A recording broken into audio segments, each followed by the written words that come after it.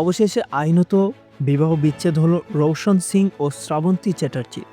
তৃতীয় বিয়েও টিকল না শ্রাবন্তীর। অবশেষে আদালত শ্রাবন্তী ও রৌশনের ডিভোর্সের আইনি সিলমোহর দিল। ভারতীয় গণমাধ্যমের এক প্রতিবেদনে বলা হয়, শ্রাবন্তীর সঙ্গে ডিভোর্সের খবরের সত্যতা নিশ্চিত করেছে রৌশন সিং নিজেই। তিনি জানান, সবটাই শান্তিপূর্ণভাবে মিটে গেছে।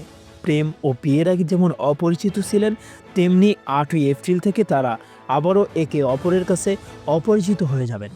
এদিকে এর আগেই জানা গিয়েছিল, রৌশনের সঙ্গে ডিভোর্সের মামলায় মাসিক 7 লক্ষ টাকা হাতখরচ চেয়েছিলেন অভিনেত্রী। গত বছর তার সেই আবেদনে সেট অর্ডার দিয়েছিল আদালত। তবে রৌশন সিংকে কি আদৌ মাসিক 7 লক্ষ টাকা দিতে হচ্ছে অভিনেত্রীকে? এই বিষয়টি নিয়ে অবশ্য এদিন কিছু জানাননি রৌশন। প্রতিবেদনে বলা হয়েছে, দীর্ঘদিন ধরে আইনি বিচ্ছেদ নিয়ে টানাপোড়েন ছিল।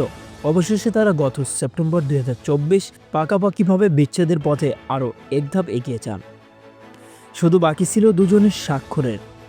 তার জন্যই আদালতে 8ই এপ্রিল দিনটি ধার্য করেছিল। তবে এতদিন এই ডিভোর্স নিয়ে মুখে কুলুপ এঁটেছিলেন শ্রাবন্তী ও রৌশন দুজনেই। এদিকে শ্রাবন্তীর থেকে আলাদা হওয়ার পরই বর্তমান প্রেমিকা অনামিকার সঙ্গে ঘর বাঁধতে প্রস্তুত রৌশন সিং।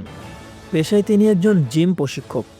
সেই পেশাগত দিক একটু গুছিয়ে নিয়েই ফের নতুন করে জীবন সাজাতে প্রস্তুত তিনি। প্রসঙ্গত 2019 সালের শুরুর দিকে রৌশন শ্রাবন্তীর প্রেম পর্ব শুরু হয়। গুগলি ছবির প্রিমিয়ারে প্রথমবারে একসঙ্গে দেখা গিয়েছিল দুজনকে।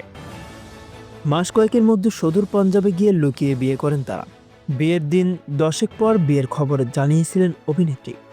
তারপর বিদেশে হানিমুন, একসঙ্গে আদুরে ছবি পোস্ট থেকে শুরু করে রোমান্টিক টিকটক ভিডিও, রীতিমতো কাপল গোলস হয়ে দাঁড়িয়েছিলেন এই জুটি।